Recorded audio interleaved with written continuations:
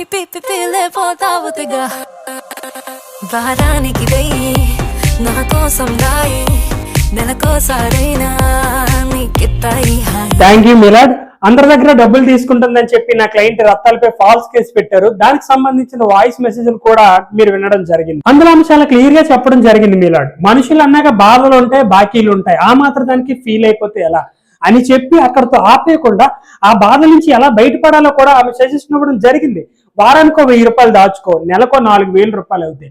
ఆ 4000 రూపాయలతో వాళ్ళకున్న బాధలు తీరకపోవచ్చు, కానీ ఆ బాధలు తీరిపోతే ఈ హాయి ఎలా ఉంటుందో అని చెప్పాలని ఒక సదుద్దేశంతో ఆవిడ అలా చెప్పడం జరిగింది మిలాడ్. మీరు సెకండ్ వాయిస్ మెసేజ్ ని బాగా పరిశీలించినట్లయితే అందులో ఆవిడ ఎప్పుడు ఇంట్లోనే తింటామా, అప్పుడప్పుడు రెస్టారెంట్ కూడా వెళ్తాం కదా, ఎప్పుడు ఇంట్లోనే స్నానం చేస్తామా, అప్పుడప్పుడు ఏటుకు కూడా వెళ్తాం కదా. ఒక మనిషి ఇంతలా కష్టపడి స్ట్రెస్ తీసుకుంటున్న వ్యక్తికి మోటివేషన్ ఇచ్చే క్రమంలో ఆవిడ ఎగ్జాంపుల్స్ అని చెప్పడం జరిగింది. ఆవిడ యొక్క మెయిన్ ఇంటెన్షన్ ఏంటంటే ఒక మనిషికి రిఫ్రెష్మెంట్ చాలా ఇంపార్టెంట్ అని చెప్పడం మిలాడ్. అలాంటి ఒక గొప్ప సంఘ సంస్కర్త, ఉన్నత మహిళ, ఆదర్శమూర్తి అయినటువంటి నా క్లయింట్ రత్తాల్ని ఇలా కోర్టుకి పిలవడం నిజంగా చాలా బాధానీయమైనటువంటి విషయం. So section 422-5 road number 5 Jubilee Hills ప్రకారం ఇది ఒక ఫాల్స్ కేసుగా పరిగణించి నా క్లయింట్ అయిన రత్తాల్ని నిర్దోషిగా భావించి కేసును కొట్టేయాల్సిందిగా కోర్టు వారిని సవినీయంగా ప్రార్థిస్తున్నాను మిలాడ్.